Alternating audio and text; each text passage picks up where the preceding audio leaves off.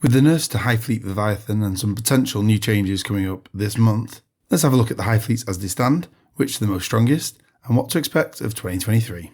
Leviathan saw the biggest changes from being nerfed, making it not the most obvious auto take anymore. Leviathan's ability was to give transhuman to loads of the army, only wounding on 4+. This led to really spammy lists of warriors, but now it's changed to only synapse monsters. Those lists are no longer the best. The change means only a few units get the full transhuman ability, and it's mainly HQs and a single elite. The rest still get the ability to only get wounded on 3+, which is still strong. With that out of the way, I'll look at the weakest Hive Fleets first, and then moving to the best. HYDRA. I like the Warlord trait to allow them to regenerate lost wounds per turn. They have a situational Hive Fleet trait of +1 to hit in melee when against a unit with fewer numbers, and while they have maneuverability tricks, they aren't very strong. GORGON. Similarly at the weak end of the list, a few good buffs to toxin sacks. We're only really going to make the most of this with horde lists. This trait is more situational again. Wounds against vehicles and titanic units always wound on a 4+, and they also have the adaptive trait to reroll 1 wound roll per unit per turn. So overall those two don't see as much play, and that's probably because the others overshadow it so much more. The next couple are more playable, but still overshadowed by some of the better Hive Fleets. JORMUNGANDR. Good durability with lots of -1 to hit. The Warlord trait and relic are nothing special though. For monsters they gain the -1 at over 18 inches, for everything else it's over 12 inches. Their adaptive trait is a little weak compared to all the available options, where you half your model count when the blast rule is used against you. People do seem to still like JORMUNGANDR though.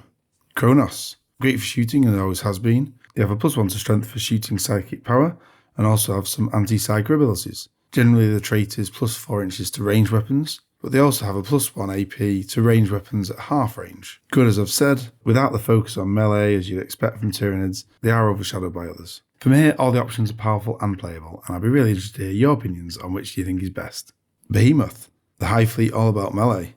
Lots of tricks, and the special Warlord trait, Psychic Power and Relic are all melee focused. They also have a non-character fight on death strat, which as we know can be really powerful. And the general Hive Fleet trait is +1 strength on the charge, again really good. And the secondary trait is reroll charge rolls. Both Horde and Nidzilla lists will both do well with Behemoth. Leviathan. Nerfed but still good. Now only Synapse monsters have the full transhuman, everything else gets wounded only on the 3+. The adaptive trait is also great, which allows you to reroll 1 hit per unit. So all in all, it's an easy Hive Fleet to start playing Tyranids with, due to its durability and varied list options at work. You've got a great Warlord trait, Psychic Power, and pretty decent Relic. This leaves my personal favourite, and one I've been playing since I started with the Nids, KRAKEN.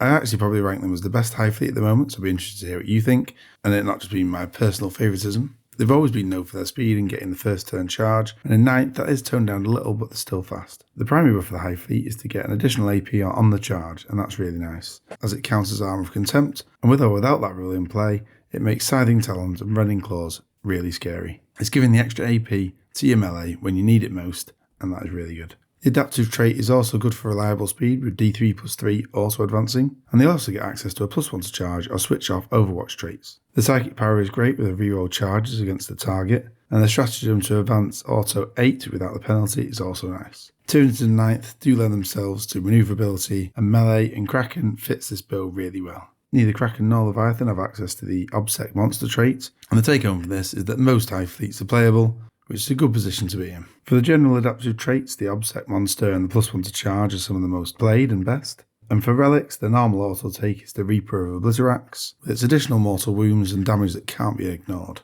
Now, things to expect this month. Some points increases on Flying Hive Tyrants and Neothropes seems very likely, but I will be covering updates from the chapter approved and the balanced data slate, so make sure to check back then. See you again soon. Bye.